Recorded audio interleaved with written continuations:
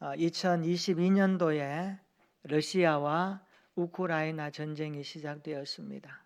그런데 아직도 계속 전쟁합니다.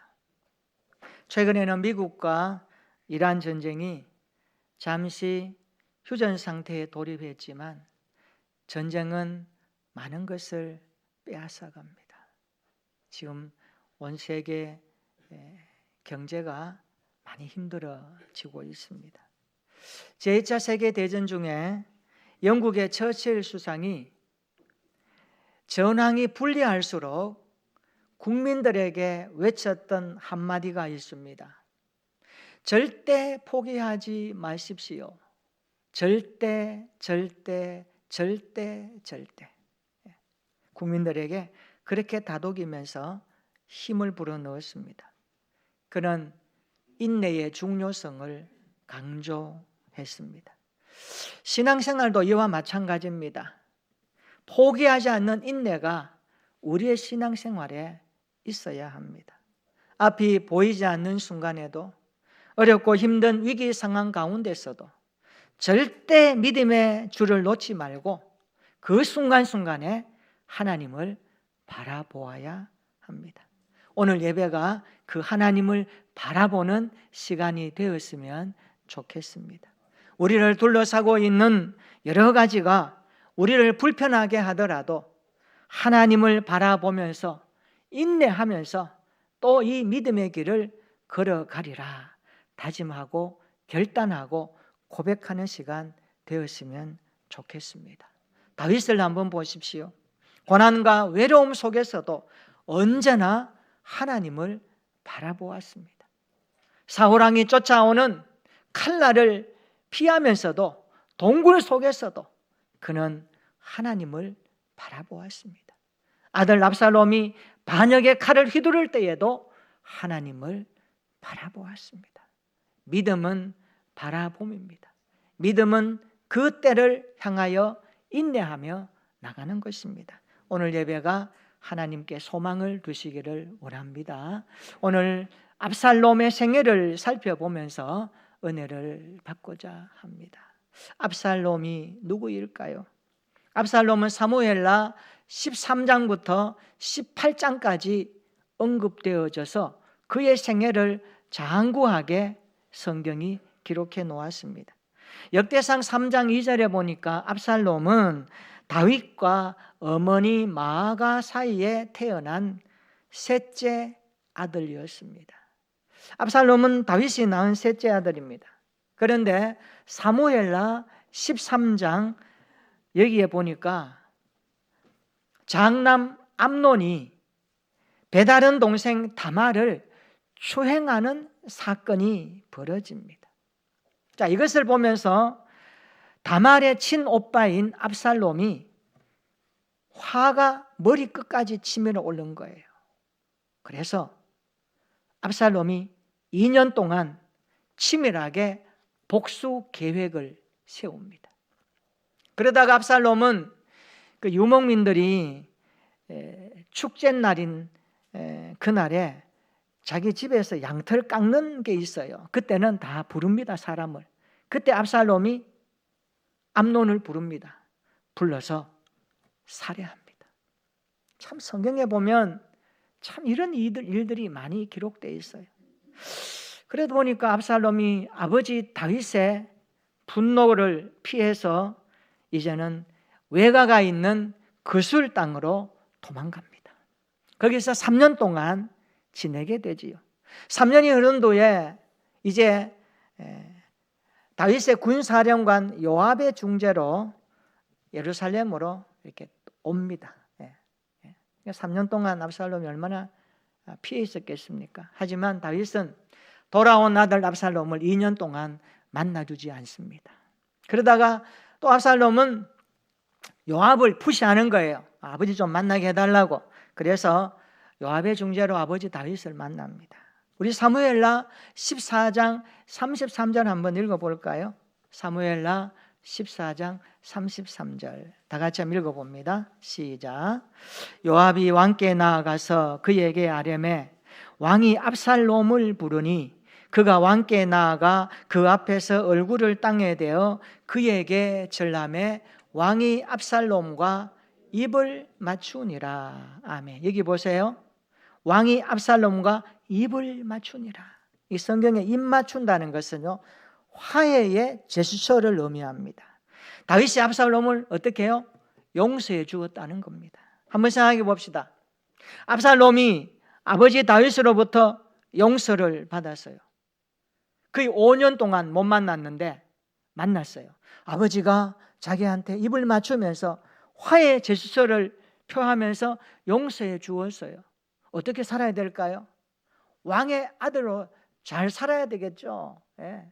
어떻게 해요? 예? 문제 일으키지 말고 잘 살아야 되지 않겠습니까? 아버지에게 누가 되지 않도록. 예. 지금 압살롬은요, 왕의 자녀입니다. 예. 왕손입니다. 얼마나 사람들이 눈여겨보겠습니까? 그러면 좀 더 처신 잘하고 잘 살아야 되지 않겠습니까? 그런데 사무엘하 15장에 보면 이 압살롬이 반역을 준비합니다. 압살롬은 자신을 위해서 병거와 마병과 호위병을 말을 막 준비하기 시작합니다. 그리고 압살롬은 백성들의 마음을 사기 위해서 아버지가 해놓은 재판의 모든 구조들을 불평하고 원망하면서 내가 잘할 수 있겠다라고 하면서 재판받으러 오는 사람들을 한 사람 한 사람 만나면서 그들을 위로하고 그들의 마음을 사기 위해서 성경은 그들의 마음을 훔쳤다 이렇게 표현합니다. 우리 사무엘하 15장 6절 한번 읽어볼까요? 사무엘하 15장 6절입니다. 다 같이 시작. 이스라엘 무리 중에 왕께 재판을 청하러 오는 자들마다 압살롬의 행함이 이와 같아서 이스라엘 사람의 마음을 압살롬이 훔치니라. 아멘. 여기 훔쳤다 이 단어가요, 은밀한 술책을 써서 내 사람으로 만드는 걸 말합니다. 자기 편으로 만드는 걸 말해요. 우리 사회에 보면 이런 압살롬 같은 사람이 있겠죠? 있어요.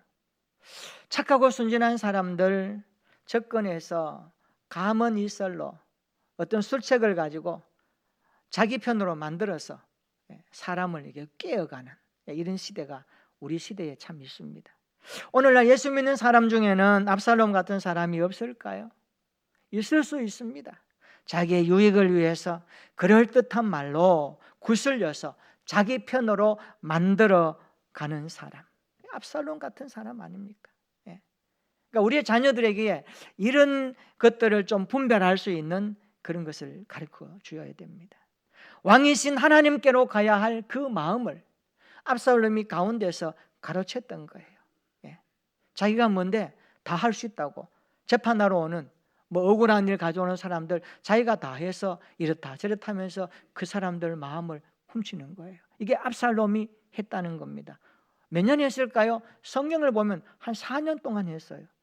그렇게 4년이 흘렀습니다. 여러분 7절 한번 보세요.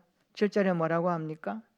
4년 만에 압살롬이 왕께 아뢰되 라고 말씀하고 있습니다.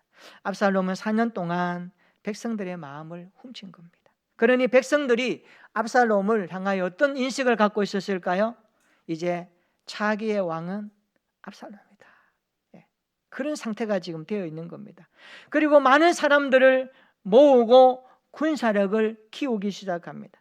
마침내 왕권 찬달의 기회가 왔다라고 생각한 압살롬은 아버지 다윗을 만나러 갑니다. 만나러 가서 이렇게 말합니다. 아버지, 나 헤브론에 가서 예배드리고 올 거예요. 허락해 주세요. 예배드리겠다는 겁니다. 명분이 그렇듯하죠. 여러분 사무엘하 15장 9절 한번 보세요. 왕이 그에게 이르되, 다윗이 압살롬에게 하는 말입니다. 평안히 가라 하니 그가 일어나 헤브론으로 가니라. 그럼 헤브론이 어떤 곳입니까? 헤브론은 믿음의 조상 아브라함의 땅이요, 갈렙이 달라했던 그 땅입니다. 헤브론은 다윗이 처음에 왕으로 기름 부음 받았을 때에 거기서 7년 반 동안이나 나라를 다스렸던 굉장히 중요한 장소입니다. 유다 백성들에게 헤브론은요 그들의 영적인 고향과 같은 땅입니다. 압살롬은 성지와 같은 헤브론으로 가서 예배드리겠다고 아버지를 속입니다. 그런데 사실 이런 명분을 내세워서 그는 철저하게 반역의 계획을 준비하기 시작합니다. 여러분 사무엘하 15장 10절 한번 읽어볼까요? 자, 사무엘하 15장 10절입니다. 다 같이 시작.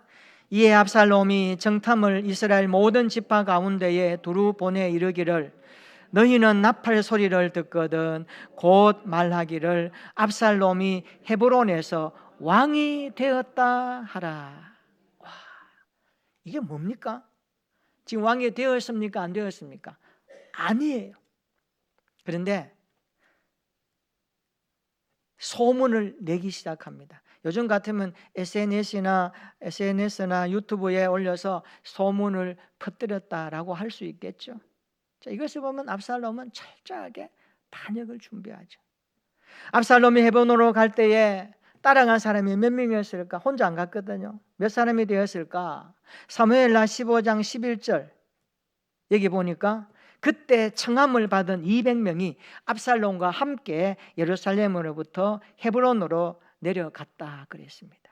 이 사람들은 압살롬이 무슨 일을 꾸미는지 전혀 모르고 따라간 사람들입니다.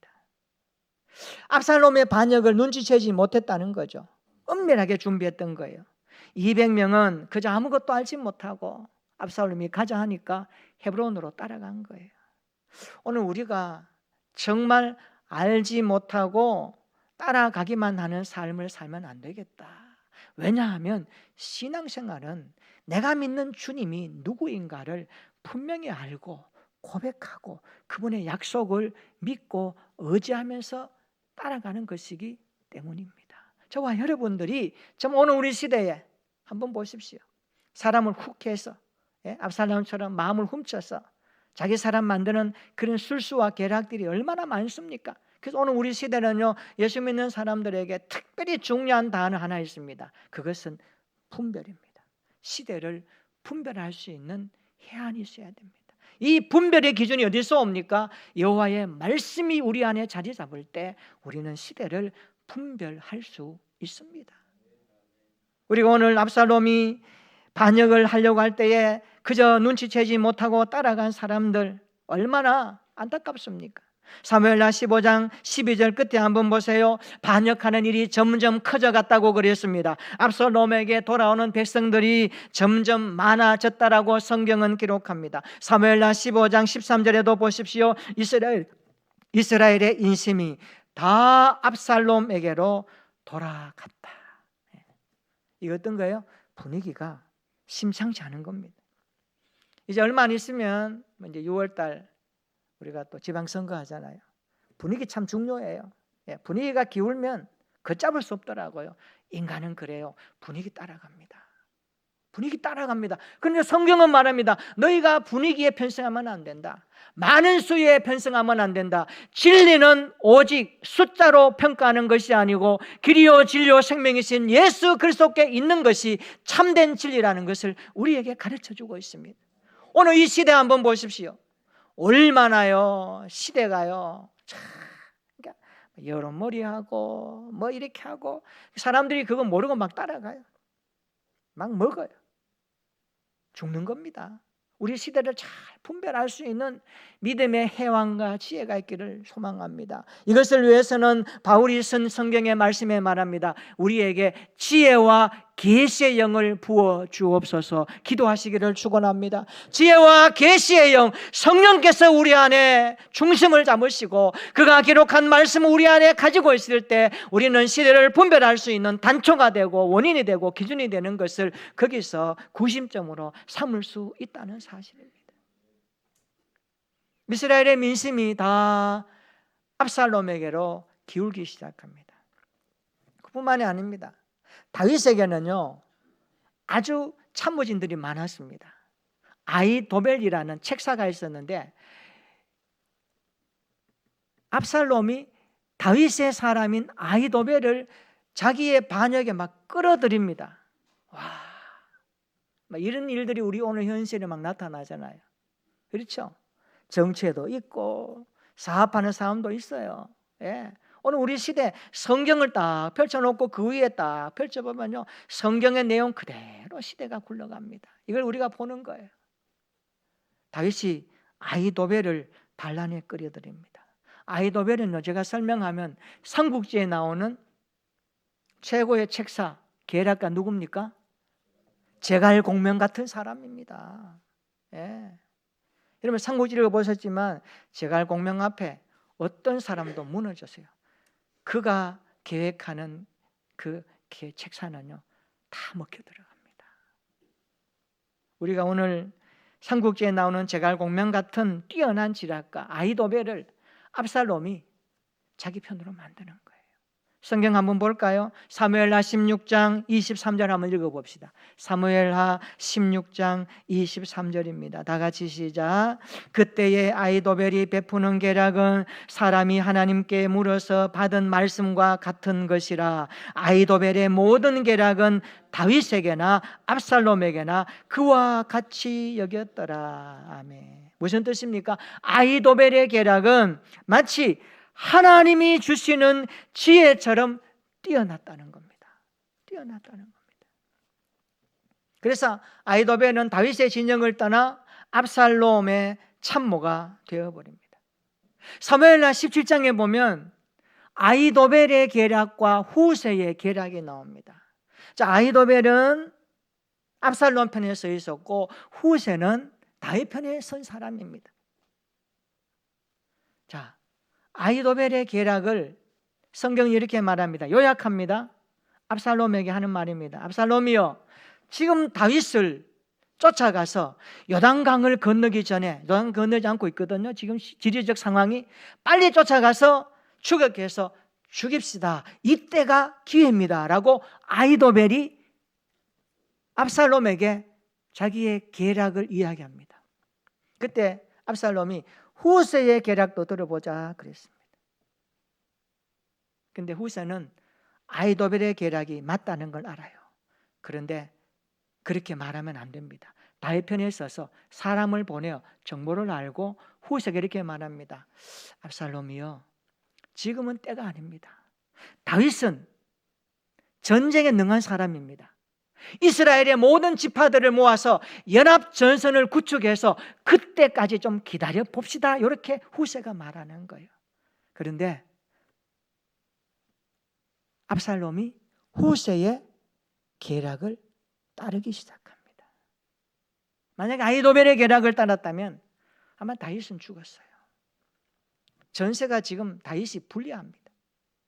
그런데 사무엘하 17장 14절에 보면 하나님께서 압살롬에게 화를 내리시려고 아히도벨의 좋은 계략을 물리치도록 명령하셨다, 이런 단어가 나옵니다. 이게 뭡니까? 여기 하나님이 개입하셨다는 거예요. 인간의 계략이 하나님의 뜻을 당해내지 못한다라는 뜻입니다. 아히도벨은 자신의 계략이 무시되니까 얼마나 억울하겠습니까? 집에 돌아갑니다. 가서 뭐 합니까? 스스로 목매어 죽습니다. 이런 일들이 성경에 기록해요. 드디어 사무엘하 18장, 오늘 본문이 나와 있는 18장에 보면 다윗의 군대와 압살롬의 군대가 충돌합니다. 아버지 왕의 군대와 그 왕을 끌어내리고 자기가 왕이 되겠다라는 아들 압살롬의 군대가 충돌해요. 이런 일이 성경에 어디 있습니까? 여러분, 아버지와 아들이 화해하고 같이 살고 복돋아주고 하면 그게 가정이죠. 근데 같이 싸워요. 이런 일이 어디 있습니까? 예? 다윗과 그의 부하들은 비장한 각오로 전투에 임합니다. 사무엘하 18장 1절 한번 보세요. 한번 읽어볼까요? 사무엘하 18장 1절입니다. 시작.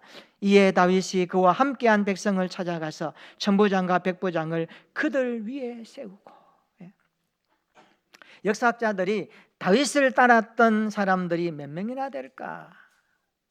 대동소이하게 제가 문서들을 찾아보니까 한 4,000명 정도 되었다 그래요. 4,000명 정도. 그러니까 4천 명이 지금 다윗의 군대로 있는 겁니다. 그러면 압살롬을 따랐던 군대는 몇 명이었을까?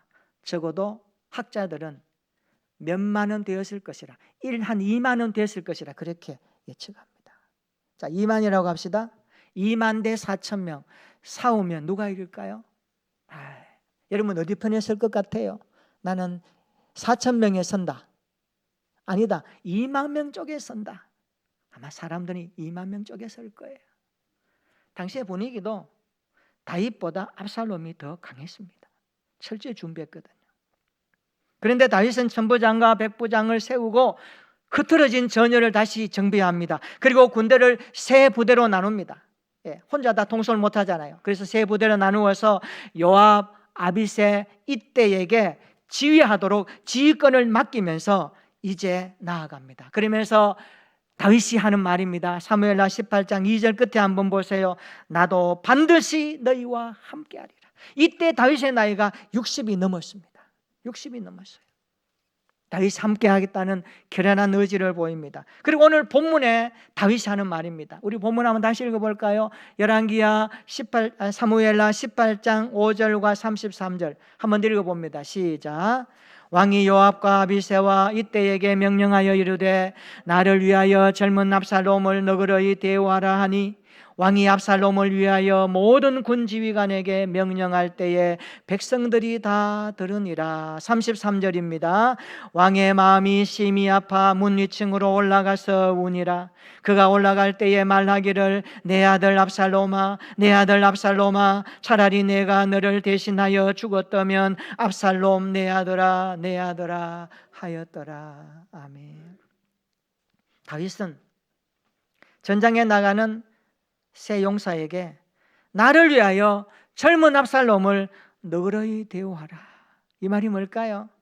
나를 봐서라도 아들의 생명만큼은 살려두어라. 그런 부탁이에요. 그런데 압살롬은 요압의 손에 죽습니다. 다윗은 압살롬이 죽었다는 소식을 듣고 오늘 본문 33절에 탄식하며 웁니다. 내 아들 압살롬아, 내 아들 압살롬아, 차라리 내가 너를 대신하여 죽었다면 압살롬 내 아들아, 내 아들아 하였더라. 여러분, 이 구절을 보면서 다윗의 심정이 어땠을까? 자식을 향한 아버지의 마음이 느껴지지 않습니까? 아들을 향한 아버지의 마음이 고통으로 다가오지 않습니까? 자식을 향한 부모의 사랑은 내리사랑입니다. 하나님이 우리를 향한 사랑은 내리사랑 그 이상입니다. 성경을 요약하면 십자가의 사랑으로 다가오셨습니다. 오늘 본문 이 말씀을 통해서 이런 제목을 붙여봅니다. 따라해 볼까요? 아버지의 마음. 아버지의 마음. 오늘 압살롬의 생애를 통하여 아버지의 마음을 한번 살펴보고자 합니다. 아버지의 마음은 어떤 마음일까? 첫째로 압살롬을 향한 아버지의 마음은 교만과 자랑을 버리고 겸손하라입니다.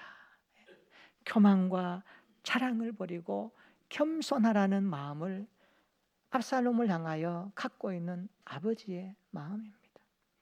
압살롬은 어떤 사람인가? 성경을 보니까 출중한 외모를 가졌고 아름다운 머리털로 백성들에게 칭찬을 받았습니다.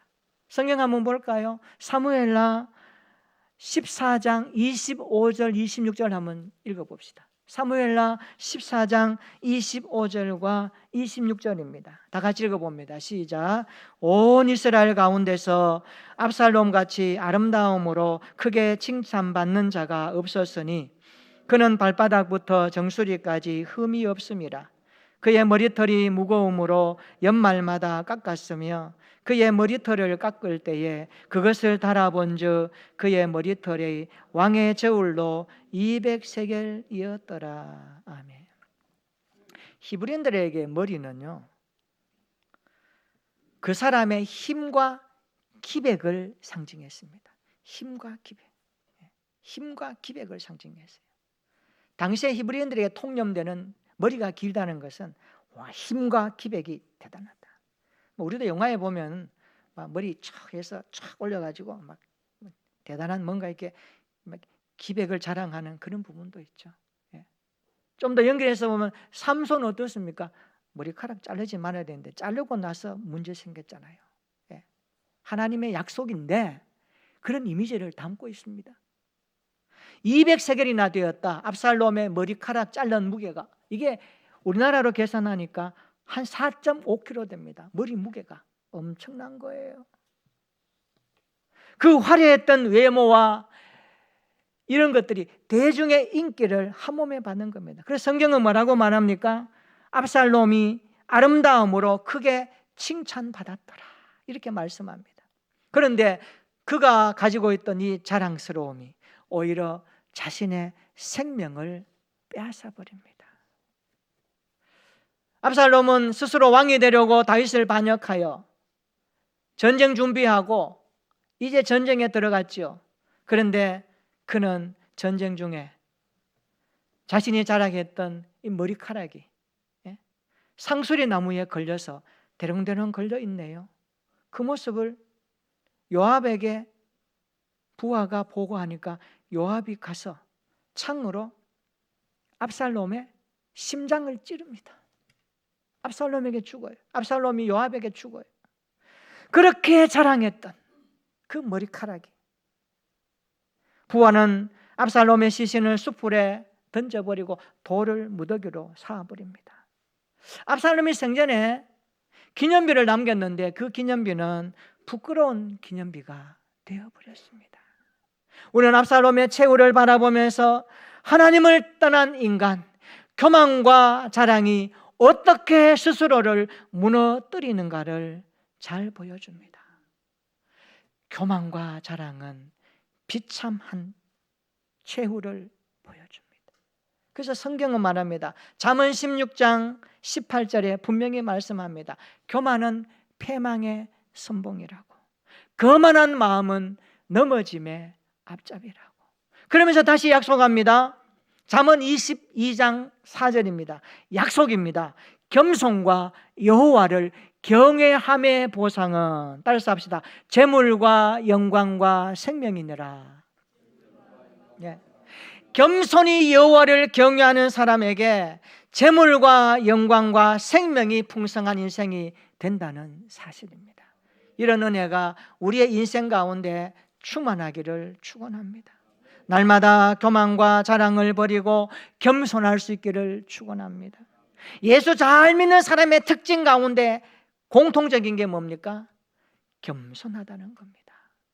교만하지 않는다는 겁니다.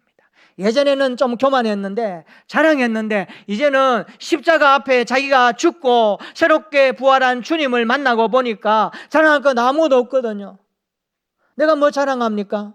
죄 껍데기, 죄의 원상, 죄를 가지고 있는 본질적 인생인데, 태어나면서도 죄 덩어리인데 하나님 앞에 세울 거 하나가 없어요. 그래서 하나님의 사랑 은혜 때문에 겸손합니다. 주님 자랑합니다. 주님 높여드립니다. 이게 겸손한 사람의 특징이거든요. 그리고 주어진 삶의 자리에서 최선을 다하며 책임과 의무를 감당합니다. 이 모습이 성숙한 그리스도인의 특징입니다. 날마다 교만과 자랑을 버리고 겸손하라. 이것이 압살롬을 향한 아버지의 마음입니다. 따라서 합시다. 교만과 자랑을 버리고 겸손하겠습니다. 오늘 꼭 기억하시기를 바랍니다. 은혜 많이 받았다고 하면서 아직도 교만과 자랑 속에 묻혀 있다면 그 은혜는 진정 은혜가 아니지요. 정말 은혜 받으면 겸손할 수 있고요, 겸할 수 있고요, 내 자랑이 아니라 주님 자랑 앞세우는 겁니다. 이런 은혜가 우리 안에 자리 잡기를 주님의 이름으로 축원합니다. 압살롬을 향한 아버지의 마음은 교만과 자랑을 버리고 겸손하라입니다. 둘째로, 우리를 향한 아버지의 마음은 무엇일까요? 우리를 향한 아버지의 마음은 사랑과 공의입니다. 우리를 향한 아버지의 마음은 사랑과 공의입니다. 오늘 본문 5절 한번 보세요. 압살롬이 말합니다. 나를 위하여 젊은 압살롬을 너그러이 대우하라 그랬습니다. 너그러이 대우하라. 여러분, 젊은 압살롬, 이게 젊다는 그게 아닙니다. 원어적으로 보면 이런 뜻입니다. 아직도 아무것도 모르는 어린아이 같다는 뜻입니다. 철부지 소년 같다는 겁니다. 여러분, 어린아이가 뭘 알겠습니까? 철부지 어린아이가 뭘 알겠습니까? 다윗은 왕으로서 반역자를 심판해야 하는 것이 마땅합니다. 그런데 자식을 향한 그의 사랑만큼은 버릴 수가 없던 것입니다. 그래서 말합니다. 나를 생각해서라도 젊은 압살롬을 너그러이 대우했으면 좋겠다. 그런데 웬걸요? 요압의 손에 압살롬이 죽고 나니까 이것을 다윗에게 승전보로 보냅니다. 그런데 다윗이 압살롬이 죽은 소식을 듣고 오늘 33절에 그의 마음이 심히 아팠다라고 말씀합니다. 여러분 33절 시작 보세요. 왕의 마음이 심히 아파라고 말씀합니다. 문 위층으로 올라가서 웁니다. 네, 웁니다. 33절 한번 다시 보세요. 다윗은 심히 아픈 마음으로 압살롬 이름을 3번이나 부르죠. 그리고 더해서 내 아들이라는 단어를 무려 5번이나 반복합니다. 얼마나 다윗이 압살롬을 향한 마음이 지극한지. 내 아들아, 내 아들아, 내 아들아, 내 아들아, 내 아들아. 통곡하며 웁니다. 여러분, 다윗의 이 눈물 속에 무엇이 들어있을까요? 죄로 인한 하나님의 자녀를 품으시는 아버지의 마음이 들어있지 않겠습니까? 아들을 향한 다윗의 통곡 속에는 죄인을 불쌍히 여기시는 아버지의 긍휼과 애통의 마음이 들어있습니다. 통곡하는 다윗의 마음을 보면서 우리는 우리를 향한 하나님의 끝없는 사랑과 공의를 깨닫습니다. 예수님이 왜 십자가에서 고통당하셨을까요? 아버지를 반역하여 범죄한 우리들 때문에 주님이 십자가를 지셨습니다. 젊은 압살롬처럼 아직도 아무것도 모르는 어린아이처럼 살았던 우리의 연약함 때문에, 우리의 불선함 때문에, 우리의 교만 덩어리 때문에 예수님이 십자가를 지셨다는 사실입니다. 그래서 성경은 이렇게 우리에게 노래하게 합니다. 그가 찔림은 우리의 허물을 인함이요, 그가 상함은 우리의 죄악을 인함이라. 그가 징계를 받음으로 우리가 나음을 입었도다. 그렇습니다. 우리 때문에, 나 때문에, 압살롬 같은 철부지 우리 때문에 예수님이 십자가를 지셨다는 사실을 믿으십니까? 이 사실이 믿어지면 우리를 향한 아버지의 마음은 사랑과 공의라는 것이 연결되게 되어 있습니다. 예수님의 십자가는 우리를 향하신 하느님의 사랑입니다.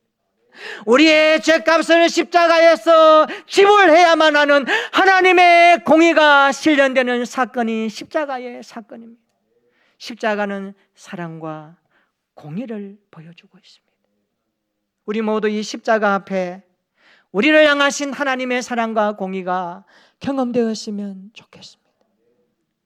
예수님의 십자가는 죄를 심판하시는 하나님의 공의요, 예수님의 십자가는 우리를 향하신 아버지의 극진한 사랑이 있다는 것을 믿으시기를 축원합니다.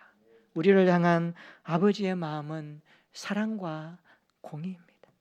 압살롬의 최후는 하나님을 떠난 인간의 교만과 자랑이 어떻게 스스로를 무너뜨리는지를 잘 보여줍니다. 압살롬을 향한 아버지의 마음은 교만과 자랑을 버리고 겸손하라입니다. 우리를 향한 아버지의 마음은 사랑과 공의입니다. 날마다 교만과 자랑을 버리고 겸손할 수 있기를 축원합니다. 통곡하는 다윗의 모습을 보면서 십자가를 통하여 우시는 아버지의 마음이 보여지시기를 축원합니다. 그것은 사랑이요 공의입니다. 우리를 끌어안고 죽으셨던 주님의 십자가입니다. 이 십자가 앞에서 하나님의 사랑을 목도하고 그 공의 때문에 우리가 구원받았다는 것을 고백하면서 이제는 교만과 자랑을 버리고 겸손하겠습니다. 십자가를 통해 주시는 하나님의 사랑과 공의 앞에 이제는 믿음으로 살겠습니다. 결단하는 은혜가 있기를 축원합니다. 이 아버지의 마음을 아는 자가 그리스도인입니다. 아버지의 마음을 깊이 아는 것이 성숙함입니다. 어떻게 하시렵니까? 오늘 이 말씀을 마음에 새기고 한 주간 여러분 한번 묵상해 보십시오. 나를 향한 아버지의 마음은 어떻게 나타나고 있는가? 이러면서 육신의 자녀를 위한 아버지의 마음이 어떻습니까? 여러분 자녀를 위해서 얼마만큼 눈물을 흘리며 기도하고 있습니까? 그들을 앞에 놓고 기도하는 여러분의 눈물이 하나님 앞에 어떻게 상달되고 있습니까? 문제 앞에 동동 발만 구르고 있지 말고 하나님 앞에 끌어안고 기도하십시오. 거기에 하나님의 역사하심이 나타나실 것입니다.